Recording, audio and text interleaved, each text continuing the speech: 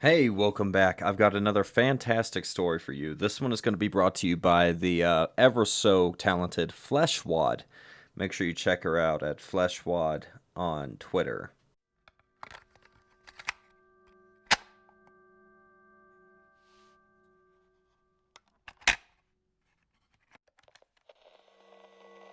Today is the day. Almost 2 years of preparation for this mission. A lot of laughs along with the failures, of course. We knew this day would come, but geez, did it ever sneak up on us. There are 5 of us set to this mission. We will be gone for 6 months. An expedition, scientific research. We loaded everything up earlier this morning. Our clothes and food had been packed for days.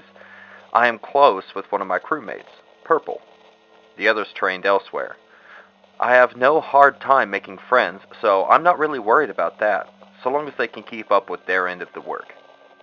After a long day of goodbyes, double-checking our supply lists, and going over our mission details one last time, we began liftoff. We strap in and get ready to take off. 3, a deep breath. 2, deep breath. 1, one last deep breath. Blast off. I feel a thrust as we begin to lift. I look around at my crew. All 5 of us simultaneously let out a sigh of relief. The first 2 days took a bit of adjusting. It's weird in space. It's weird not being grounded.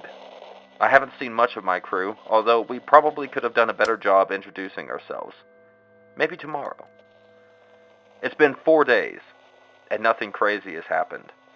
Although I thought there would be only 5 of us, the last I checked there were 6.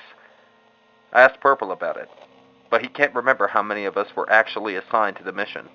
I guess it's not that big a deal. In case space is actually making me crazy, the astronauts on board are named Cyan, Purple, Red, White, Brown, and then there's me, of course, Black.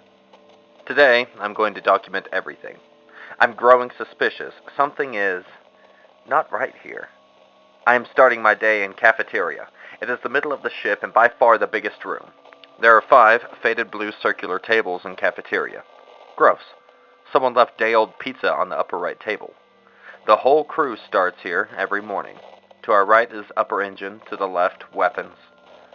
My first task of the day is to swipe my card, that's an admin, which is forward and then to the right. I hurry to admin while cyan and purple head right. Red and white head left and brown stays in the cafeteria. Admin is a tiny room. There are 3 desks with widgets at each one. In the middle of the room is the admin table, a layout of the ship with markers that to show the location of our crewmates on the ship. It is also the room where we regulate the ship's O2. I hurry to the end of the room and swipe my card. An easy start to the day. My next task is in navigation. I am to check the wiring and fix it if needed. Navigation is the head of the ship. There are 2 ways to get there, back to the cafeteria or down to storage. I pick the storage route, as priming shields is another one of my tasks. We aren't supposed to do tasks out of order, but since no one is around, I don't think it's too big of a deal so long as they all get done. I head to storage, then right, passing communications. The static from the radio buzzes as I grow closer, then fades as I leave. At the end of the hallway is shields. I begin to prime the shields and see Brown pass by quickly. "Hey Brown, how are the tasks going?" He mumbles something incoherently and keeps on his way. Rude, but nothing out of the ordinary from what I've noticed the past couple of days. Check, another task finished. I head up and then left to navigation. In the hallway before reaching navigation, there was a little box with a lightning bolt on it. I quickly unscrew the panel and begin to fix the wires, blue to blue, red to red, and so on. The next wiring panel is in electrical. I decided to pass by a cafeteria on the way to download some data, another one of my tasks. It is in the next room, weapons, the room to the left of the cafeteria, that I see it. White.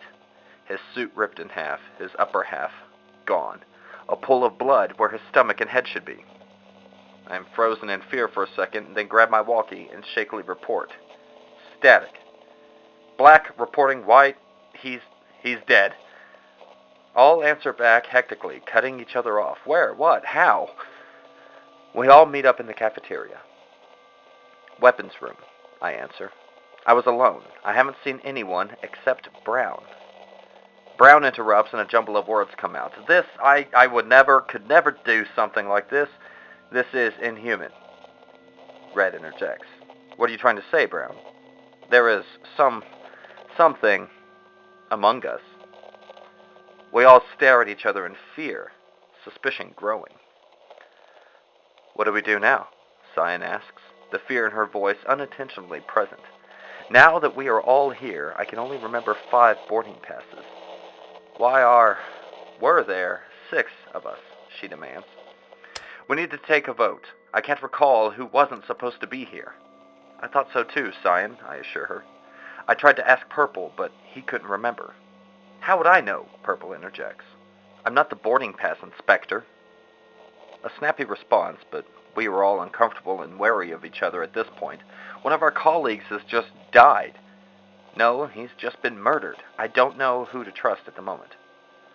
Let's finish our tasks and get out of here. We can set course back to home once tasks are complete. But the mission, Brown scrambles out. Our mission is over, Brown, I say. We need to finish our tasks and head home. We decide to skip voting anyone without further information. We break away from cafeteria. I hurry down to storage, then left to electrical. I didn't see which way the others went. In all of the commotion, I forgot to look. What could have done that to White? What? The way the body was cut in half, only an animal could have done that. And where was the upper half? Stop. I can't keep thinking of it, picturing it. I see the little electrical panel and quickly unscrew it. The wires in this box are cut like the first one. I patch them and close the box. Shoot. In all the commotion, I forgot to do my task in cafeteria. I head back up to cafeteria to download important data. Might as well report what we have found in the week since launch. The signal often cuts out, so while I do this task, I unfortunately cannot leave. It is a couple seconds of waiting, but it feels like minutes. At 86% completion, the walkie crackles. It's Red. Purple is dead. No one responds right away. A simultaneous silence is what we all feared is brought into existence. There really is something here, and it is killing us one by one. Meet me in cafeteria, Red struggles to say. You can hear the pain in his voice. Where? Cyan demands. Lower engine, Red answers. I don't want to randomly throw names, but I saw Brown following Purple earlier. They were together. Lies, Brown mumbles. He's lying. He looks to the rest of us, his helmet black and opaque. I cannot see his face, just like he cannot see mine.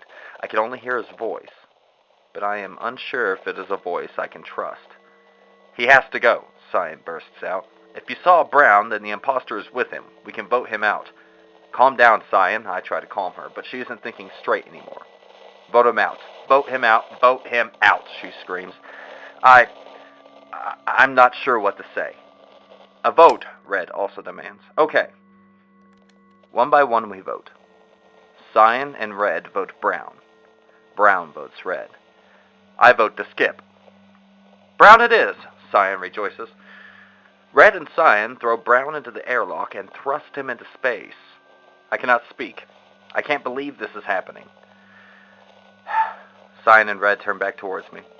Cyan's helmet is also darkened. I cannot see her expression, but I imagine it is one of relief. I look at Red, ashamed of what happened, but his helmet, it isn't black. It's cracked. A long spider web of tongues comes shooting out. Both his hands detach, rip Cyan apart in front of me. I try to run, but it's fast. It inhales the top of Cyan's body and runs even faster. In seconds, it's on me. The spiderweb of tongues snap together into one sharp needle. It pierces my head, and its detached arms come at me from both sides. Swiftly, I am ripped in two and digested, the same as my other colleagues. Everything goes black.